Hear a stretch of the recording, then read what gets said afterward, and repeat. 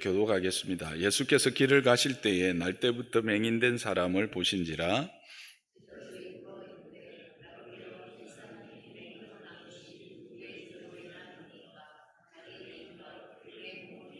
예수께서 대답하시되 이 사람이나 그 부모의 죄로 인한 것이 아니라 그에게서 하나님이 하시는 일을 나타내고자 하심이라.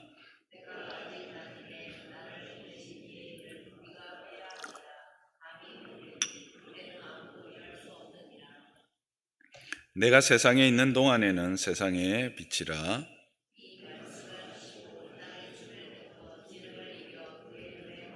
이르시되 실로암 못에 가서 씻으라 하시니, 실로암은 번역하면 보냄을 받았다는 뜻이라. 이에 가서 씻고 밝은 눈으로 왔더라.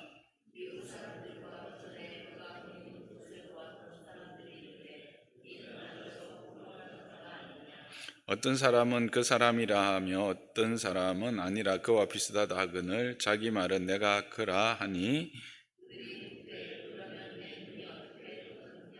대답하되 예수라 하는 그 사람이 진흙을 이겨 내 눈에 바르고 나더러 실로암에 가서 씻으라 하기에 가서 씻었더니 보게 되었노라. 그들이 이르되 그가 어디 있느냐 이르되 알지 못하노라 하니라. 아멘. 오늘 말씀은 나면서부터 보지 못한 자를 고치신 사건에 대한 이야기입니다. 그런데 이 과정이 보통의 치유 과정과 많은 차이가 있습니다. 보통의 과정은 말씀으로 병 낫기를 원하느냐 물으시고, 때로는 그저 하나님께서 그 말씀으로 내 믿음이 너를 낫게 했다 또 하시는 이런 것이 많은데, 오늘은 치유 과정이 조금 복잡합니다. 먼저 이 치유는 제자들의 질문으로 시작되고 있죠. 이 사람이 앞을 못 보는 것이 자기 죄입니까? 부모의 죄입니까? 해서 이 치유가 죄와 상관이 있는 것으로 보여지고, 또한 예수님의 답변이 그 사람이나 그 부모의 죄로 인한 것이 아니라 그에게서 하나님이 하시는 일을 나타내고자 하심이라는 말씀을 통하여 이 치유가 단지 한 사람의 육신을 치유하는 것을 넘어서서 예수님이 이 땅에 오신 목적, 오심의 이유를 분명히 드러내는 사건임을 함께 말하고자 한다는 것을 알 수 있습니다. 그런데 오늘 지금 벌써 이제 35분이 넘어서 40분이 되어가고, 3부 같은 경우에는 여기에 졸업식까지 있어서 오늘은 예수님께서 하신 말씀, 이 사람이 나 부모의 죄로 인한 것이 아니라 그에게서 하나님이 하시는 일을 나타내고자 하심이라는 이 말씀을 중심으로 이 치유의 의미를 좀 살펴보려고 합니다. 그런데 이 의미를 살펴보고자 하기 위해서는 이제 8장의 내용에 대한 이해가 필요합니다. 특히 우리는 이제 9장 1절에서부터 읽었기 때문에 이제 8장과는 뭔가 분리되어져 있는 내용으로 생각하기 쉽지만, 여러분들 이 성경이 처음에 나올 때는 장이나 절이 구분이 없었다는 것은 아시죠? 그건 상식입니다. 장요산나 교회 다니시면 그 정도 상식은 갖고 계셔야 합니다. 장이 도입된 것은 13세기경이고 절이 도입된 것은 16세기 중반쯤입니다. 그러니까 이 처음에는 이 8장하고 9장이 분리되어 있던 게 아니라 8장 59절 사람들이, 유대인들이 돌을 들어 예수님을 치려고 한다라는 것에 이어서 바로 이 나면서부터 맹인된 자의 이야기가 진행되고 있다라는 것입니다. 그래서 결국 이 나면서부터 맹인된 자의 치유는 바로 이 돌을 들어서 예수님을 치려고 했던 그 사건에 대한 예수님의 해석, 성경의 해석, 그 사람들에 대한 예수님의 반응, 예수님의 오심이 어떤 의미가 있는지를 보여주는 사건이라고 할 수가 있는 겁니다. 간단하게 먼저 그러면 8장을 좀 살펴보면 8장의 핵심은 이겁니다. 예수님이 빛으로 오셨다고 말씀하십니다. 그리고 이 빛으로 오신 예수님은 바로 하나님의 아들이시고, 그래서 이분이 오셔서 이 진리의 빛을 비춤으로 사람들이 그 진리를 깨닫게 되어서 결국 자유하게 되어질 것이다 라고 하는 것을 말씀하신 것이죠. 이것을 가지고 선포했는데, 여기에서 이제 변론이 일어난 겁니다. 유대인들하고. 그래서 결국 이들이 나중에 예수님이 스스로 하나님의 아들이심에 대한 이야기를 하니까, 그리고 아브라함보다 먼저 났다 뭐 이런 이야기를 하니까, 이게 그냥 하나님을 모독하는 죄다라고 해서 돌을 들어서 예수님을 치려고 하는 것이 8장의 내용입니다. 치려고 하는, 이제 그렇게 하면서 이제 맹인의 이야기, 나면서부터 맹인의 눈을 고치신 이야기가 나오는 것입니다. 그러면 이것과 이 맹인, 나면서부터 맹인이 된 것이 무슨 의미가 어떻게 연결됩니까? 이렇게 빨리 연결이 안 되시는 분들이 있을 거예요. 여러분, 자, 나면서 맹인 되었다는 것은 그가 빛을 본 적이 있습니까? 빛이 무엇이라는 것이 상상할 수 있을까요? 이해할 수 없습니다. 전혀 알 수 없습니다. 따라서 이 나면서부터 맹인되었다라고 하는 것은 바로 예수님이 빛으로 이 땅에 오셨고, 그리고 하나님의 아들로 오셔서 그들에게 진리를 가르치고, 그 진리가 그들을 깨닫게 해서 참된 자유로 들어가게 한다라고 하는 이 사실에 대하여 이들은 어떤 존재다? 나면서 맹인된 자들과 같은 자들이라는 겁니다. 8장에 나오는 돌을 들어서 예수님을 치려고 하는 자들은 어떤 자들이냐? 바로 이 나면서 맹인된 자와 같은 자라는 겁니다. 그런데 이 자들을 예수님이 어떻게 하신다고요? 찾아오시는 거예요. 예수님이 그 나면서부터 맹인된 자를 만나 주시잖아요. 만나 주셔야 될 이유가 있습니까? 이 맹인된 자가 예수님을 찾았습니까? 아닙니다. 예수님이 찾아오셨습니다. 이 나면서부터 맹인되었다라는 것의 또 다른 영적 의미는 뭘까요? 인간이 스스로 구원에 이르는 것에 대해서는 아무런 능력이 없다는 것입니다. 구원을 이루기 위한 스스로 진리를 찾거나 하나님을 찾거나 그 진리를 깨달을 수 있는 능력이 전혀 없다는 사실을 또한 보여주는 것이 이 나면서부터 맹인되었다라는 영적인 의미입니다.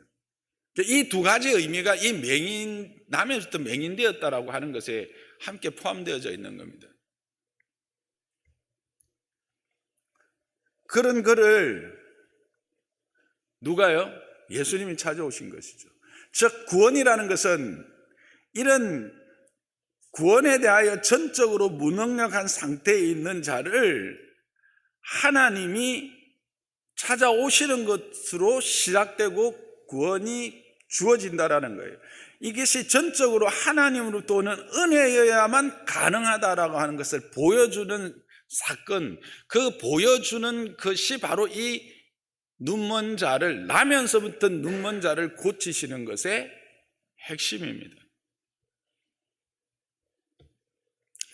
그렇다면 이 침을 뱉어서 진흙을 이기는 것은 어떤 의미입니까? 라고 우리는 또 질문할 수 있어요. 아니 그러면 오셔서 전에처럼 보기를 원하느냐 하시고 그렇게 고치시면 되는데, 진흙을 이기고 침을 뱉고 진흙을 이기는 이런 모습들을 보인다는 거예요. 그러니까 그거를 요한은 아주 또 요한을 통해서 하나님이 자세하게 기록하셨어요. 뭘 의미할까요? 이거는 본론만 말하면 창세기 7장에 말하는 하나님이 흙으로 사람을 빚으시고 생기를 불어넣어서 생명이 되었다라고 하는 이 창조주로서의 어떤 능력, 예수 그리스도가 창조주이심, 즉 그가 하나님께로부터 보냄을 받은 하나님의 아들이라고 하는 사실을 구체적으로 보여주는 행위입니다. 진흙을 이겨서 보지 못하던 그 무능력하고 아무런 감각이 없는 그 눈을 뜨게 하시는 창조주 하나님이신데, 그 창조주 되심의 어떤 그 퍼포먼스죠. 그거를 진흙을 이기는 것으로 합니다. 그런데 여기서 한 걸음 더 나간 해석들이 있습니다. 그게 뭐냐면, 왜 또 꼭 그 침을 뱉어요? 뭐 이런 이야기를 할 수도 있죠. 침을 뱉고 진흙을 이겼다라는 것에는 이런 의미가 있습니다. 낮아진, 비하된 그 진흙과 같은 존재라는 것은 아무 가치가 없다라는, 그죠? 거기에다가 침을 뱉는다라는 것은 이거는 사람을 모독하고 아주 그 비하하는 그런 행위입니다. 예수 그리스도의 그 창조, 예수 그리스도로 말미암는 이 회복, 창조는 이와 같은 그리스도의 비하한 낮아짐으로 주어진다라는 거예요. 그래서 그 낮아짐의 상징, 구체적인 자리가 어디예요? 십자가죠. 십자가라는 것이 바로 이와 같이 침뱉음을 당하고 무시를 당하는 낮아짐, 비하된 상태에서 예수님이 우리의 구세주로서의 역할을 하게 된다라고 하는 것입니다. 그것을 의미하는 이 두 가지의 의미를 함께 담고 있는 것이죠. 그런데 또 한 가지를 더 하시죠.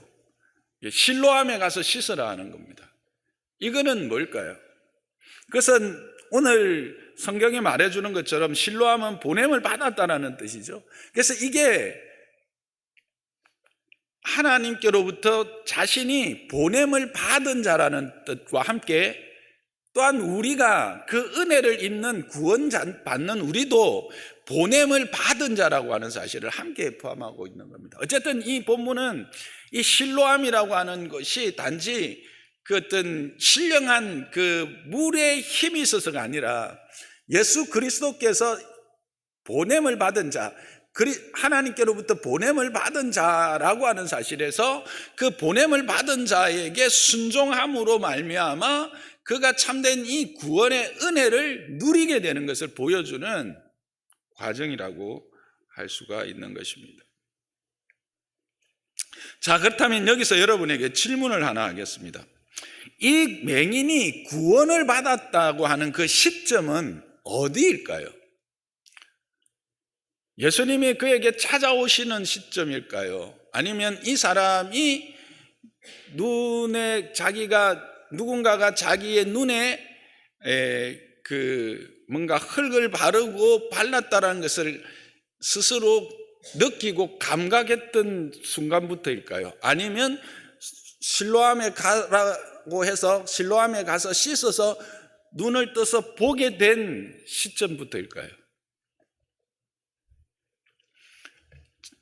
우리 장로산나교회 성도들은 다 아시죠? 어느 시점입니까? 자, 제일 먼저 찾아온 거 1번, 두 번째 자기가 감각적으로 느낀 거 2번, 3번 실로암에 가서 씻어서 보게 된 것 3번.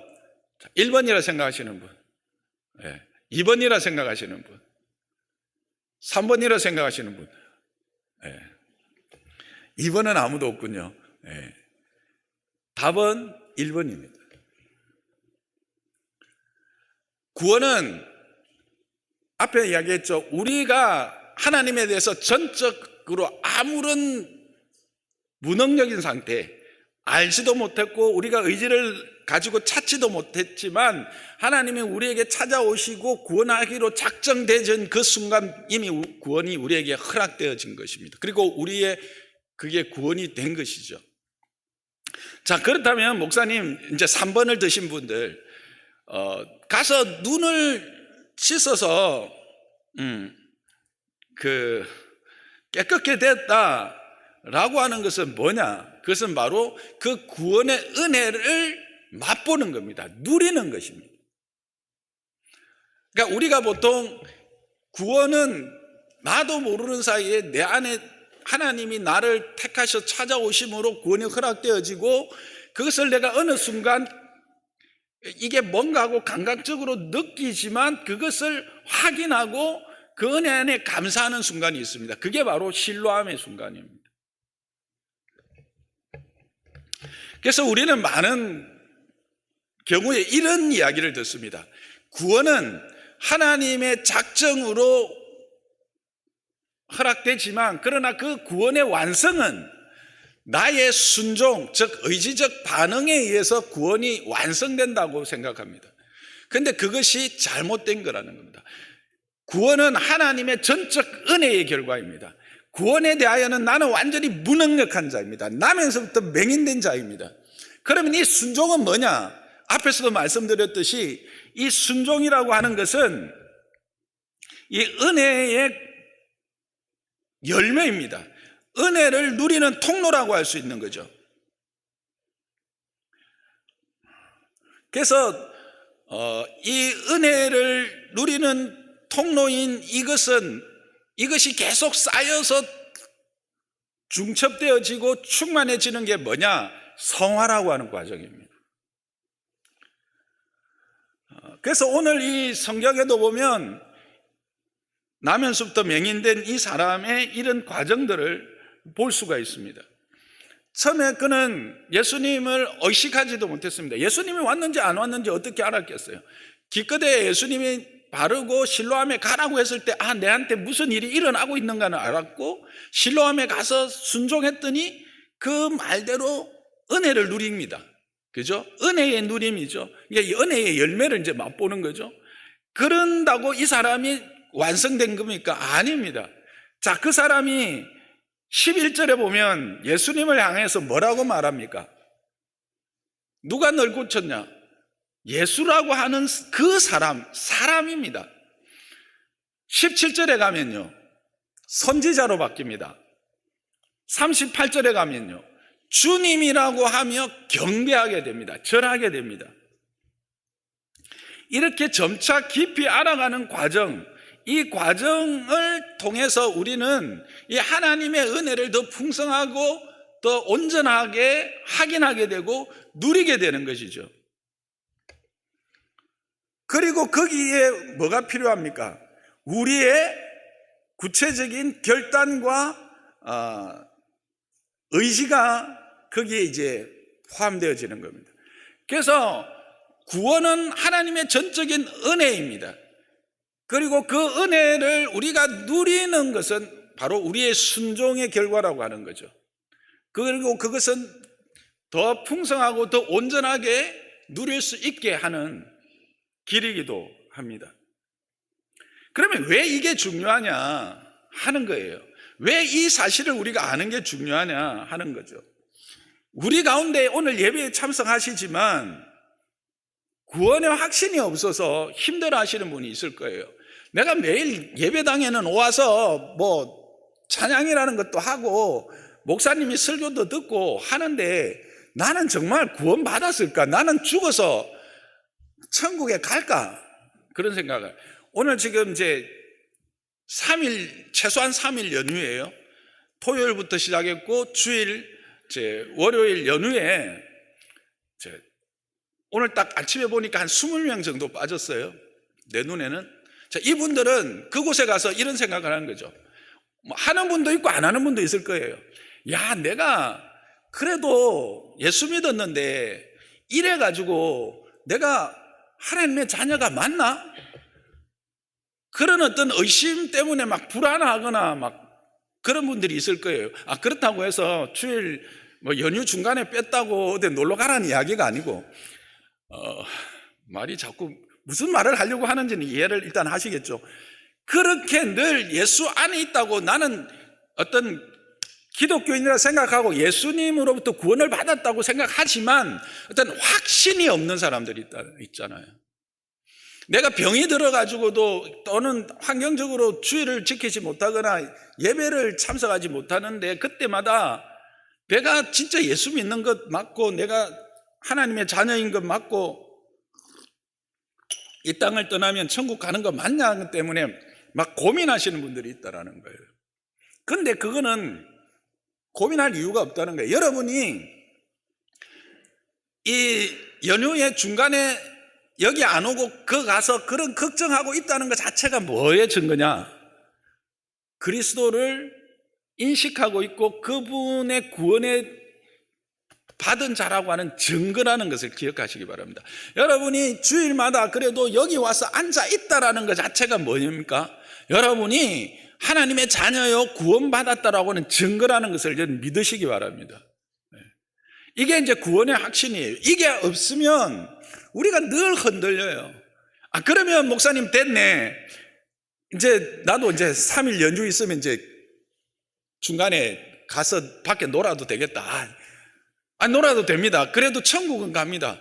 그런데 왜 우리는 못 놀고 여기, 물론 이제 뭐 다른 여러 가지 뭐 지난번에 많이 놀았기 때문에 설 연휴 때 워낙 놀아서 이제 뭐 돈도 다 떨어지고 이래가지고 이런 말까지 하면 좀 우리가 비참해지니까 어쨌든 믿음을 가지고 무슨 말 하려고 했지? 하여튼 와 앉아 있는 게 무슨 의미입니까? 그러면 왜 와 앉아 있습니까?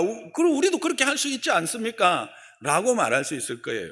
그것에 대해서는 뭐라고 말씀드린 게 있죠? 우리가 이제 신분으로 옮겼지만 그러나 그 신분에 합당한 은혜의 부요함을 누리는 것은 우리의 의지와 우리의 열심과 우리의 노력이 함께 가야 된다는 거예요. 그것을 이제 오늘 이 한 사람을 통해서 이야기를 하는 거예요.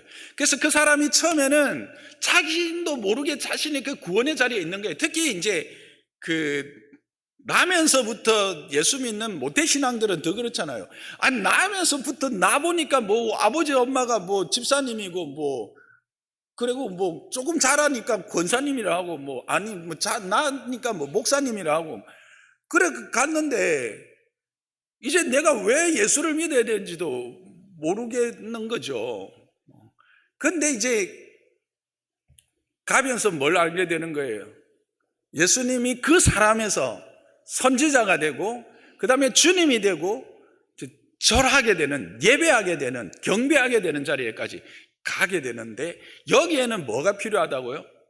본인의 의지가 필요하다고요. 본인의 열심이 필요하다라는 거예요. 이게 바로 성경이 말하는 구원이라고 하는 겁니다. 그래서 이거를 조금 신학적으로 이미와 아직이라고 하는 그걸로 이야기하죠.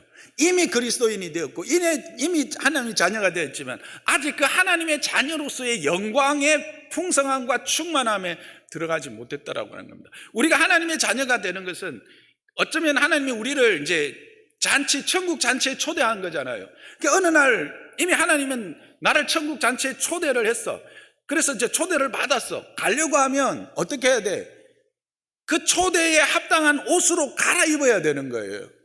그것을 갈아입는 것은 뭐예요? 내가 의지적으로 내 옛것을 벗어버리고 새 것을 입는 거예요. 그래서 마태복음에 보면 초청을 다 받았는데 그 중에 한 사람이 예복을 입지 않은 거예요. 그래서 어떻게 쫓겨나요? 이제 그게 자기가 의지적으로 이 하나님의 법에, 하나님의 그 은혜에 자기를 의지적으로 드리고 그럴 때 이 은혜의 부요함과 풍성함을 누리게 되어진다라고 하는 겁니다.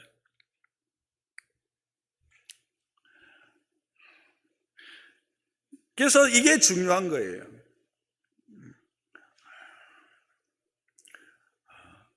오늘 이 자리에 앉아있는 분들 중에서도 구원의 확신은 있지만 뭔가 채워지지 않는 분들이 있을 거예요. 아니면 구원의 확신조차 없는 분들도 있을 수 있는데 그것은 여러분 이 자리에 앉아있고 여러분이 사도신경을 고백하고 여기에 안 오면 뭔가 마음에 허전함이 있고 그 예수님이 생각나면 여러분은 구원을 받은 자인 것을 믿으시기 바랍니다. 두 번째, 여러분이 여기 와 앉아있기도 하고 하는데도 또 안 앉아있고 다른 데 가 있으면 뭔가 이게 찝찝하고 막 이게 허전하고 또 와 있어도 뭔가 공허함이 있다, 채워지지 않는다. 그렇다면 뭐예요? 여러분이 지금 그것을 채워야 될 때라고 하는 것을 기억하시길 바랍니다.